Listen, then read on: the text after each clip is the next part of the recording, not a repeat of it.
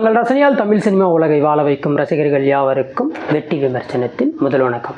இன்றைக்கி இந்த எபிசோடில் நாம் விமர்சனம் பார்க்கக்கூடிய படம் இயக்குனர் பிரவீன் கேவுடைய படைப்பில் விஷ்ணு விஷாலோட நடிப்பில் ஒரு தமிழ் படமாக நம்ம ஊர் திரையரங்குகளில் இன்றைக்கி ரிலீஸ் ஆகிருக்கக்கூடிய ஆரியன் படம் எப்படி இருக்குது அப்படின்னு தான் பார்க்க போகிறோம். இந்த விமர்சனம் பார்த்து முடிச்ச பிறகு சின்னதாக ஒரு லைக் பண்ணுங்கள். இந்த வீடியோ உங்களுக்கு பிடிச்சிருந்தா ஃப்ரெண்ட்ஸ் அண்ட் ஃபேமிலிக்கு ஷேர் பண்ணுங்கள்.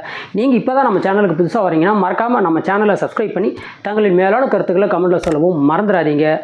ஆரியன் இந்த படத்தை பற்றி நம்ம சுருக்கமாக சொல்லணும்னா இந்த படத்தோட ஓப்பனிங் தாங்க இந்த படத்தை கடைசி வரைக்கும் நம்ம உட்காந்து பார்ப்பதற்குண்டான முக்கிய முகாந்திரத்தை ஏற்படுத்துது அப்படின்னே நாம் சொல்லலாம். இந்த படத்தினுடைய ஆரம்ப கட்டத்தில் ஒரு லைவ் டெலிகாஸ்டில் ஒரு ஹேங்கர் வந்து ஒரு பிரபலமான நடிகரை கேள்வி கேட்டு பொலன்னு பொழந்துக்கிட்டு இருப்பாங்க.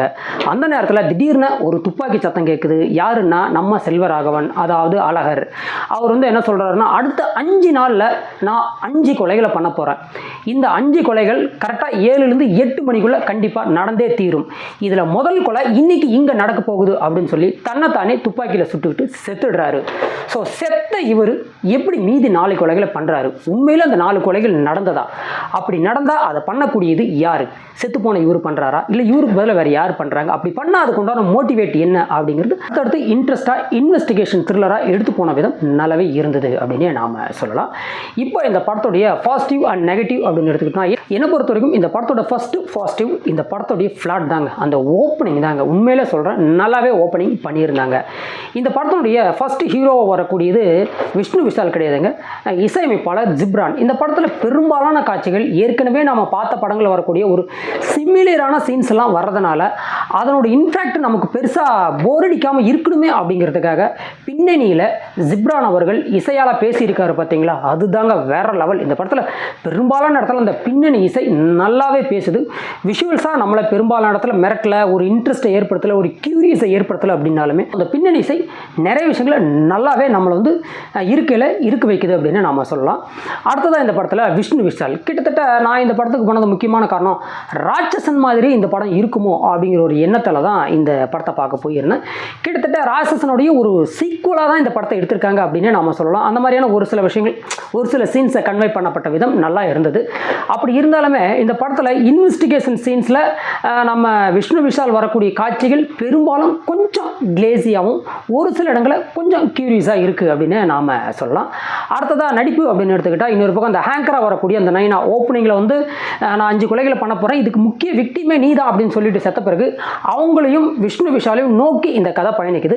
ஆனால் இந்த படத்தில் ரொம்ப கியூரியஸான விஷயம் என்னென்னா, அடுத்தது இவர் தான் கொல்ல போகிறாரு அப்படின்னு நம்ம கதாநாயகன் கண்டுபிடிச்சி வெளியே சொல்லுவார். ஆனால் கண்டிப்பாக அந்த மாதிரி இருக்காது, அது வேறொரு இடத்துல வேறொரு மாதிரியான கொலை நடக்கும். இதுதான் இந்த படத்தை இன்னும் கொஞ்சம் எக்ஸைட்டடாக கடைசி வரைக்கும் பார்க்கக்கூடிய விஷயமாக கூட நாம் பார்க்கலாம். அதே மாதிரி இந்த படத்தினுடைய ஃபர்ஸ்ட் ஹாஃபும் சரி செகண்ட் ஹாஃபும் சரி படம் ஓடுறதே நமக்கு தெரியலங்க. முதல் 1 மணி நேரம் அதுக்குள்ள இன்டர்வல் வந்துருச்சா அந்த மாதிரி தாங்க. படத்தில் விறுவிறுப்புக்கும் சுறுசுறுப்புக்கும் என்னென்ன சளிப்படிக்காமல் இருக்கிறதுக்கும் பஞ்சமே இல்லாமல் நிறைய விஷயங்கள் பண்ணி வச்சுருக்காங்க. விறுவிறுப்புக்கும் சுறுசுறுப்புக்கும் பஞ்சமே இல்லை, சலுப்படிக்காம படம் ஓடுது அப்படின்னு சொன்னால் அதுவே மிகையான விஷயமா நம்ம இந்த படத்தில் பார்க்கலாம். அதே மாதிரி செகண்ட் ஹாஃபுக்கு மேலே வரக்கூடிய, அதாவது ஃபர்ஸ்ட் ஹாஃபில் வரக்கூடிய 3 கொலைகள், செகண்ட் ஹாஃபுக்கு மேலே நடக்கக்கூடிய 2 கொலைகள், இந்த கொலைகளுக்கு பின்னாடி இருக்கிற மோட்டிவை இவங்க கடைசியாக வந்து ரிவீல் பண்ணுற விதமும் ஓரளவுக்கு நல்லாவே இருந்தது அப்படின்னு சொல்லலாம். ஒரு பக்கம் பின்னணி இசை, இன்னொரு பக்கம் நடிப்பு, அதே மாதிரி இன்னொரு பக்கம் இந்த படத்துடைய ஸ்டோரி அண்ட் ஸ்க்ரீன் பிளே, அதே மாதிரி இன்னொரு பக்கம் பார்த்தோம்னா இந்த படத்தினுடைய அந்த மேக்கிங் பொறுத்த மட்டும் ஒரு ஓடிடிக்கு பண்ண மாதிரி தான் இருந்தது. காஸ்ட் ஆஃப் ரொம்ப அதிகமாக செலவு பண்ணாமல் ஒரு சிம்பிளிஃபையாக எடுத்து வச்சுருக்காங்க. இதை இன்னும் கொஞ்சம் கிராண்டாக எடுத்துகிட்டு போயிருக்கலாம். ஆனால் இந்த படம் வந்து ராட்சசன் மாதிரி இருக்கான்னு கேட்டால் கண்டிப்பாக கிடையாது. என்னை பொறுத்த வரைக்கும் இந்த ஆரியன் அருமையாக அதிரடியாக அறுவையான்னு கேட்டோம்னா கண்டிப்பாக அறுவை கிடையாது, ஓரளவுக்கு அமைதியாக ஓடக்கூடிய ஒரு படம் தான். அதிரடியும் படத்தில் பெருசாக எதுவும் இல்லை. இருந்தாலுமே நம்ம கொடுக்குற காசுக்கு வேஸ்ட் ஆகாமல் நிறைய விஷயங்கள் ஓரளவுக்கு கியூரியஸாக எக்ஸைட்டாக எடுத்து வச்சுருக்காங்க.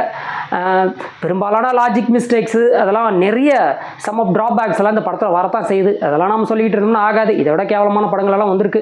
அதுக்கு இந்த படம் எவ்வளோ பரவாயில்ல அப்படின்னு எனக்கு தோணுது. நண்பர்களே, இந்த விமர்சனம் உங்களுக்கு பிடிச்சிருந்தா லைக் பண்ணுங்கள், ஃப்ரெண்ட்ஸ் அண்ட் ஃபேமிலிக்கு ஷேர் பண்ணுங்கள். மறக்காமல் நம்ம சேனலை சப்ஸ்கிரைப் பண்ணி தங்களின் மேலான கருத்துக்களை கமெண்ட்டில் சொல்லவும் மறந்துடாதீங்க. மற்றும் ஒரு சிறந்த விமர்சனத்துடன் தங்களை சந்திக்கும் வரை தங்களிடமிருந்து விடைபெறுவது வெற்றி விமர்சனம். வெல்க தமிழ்.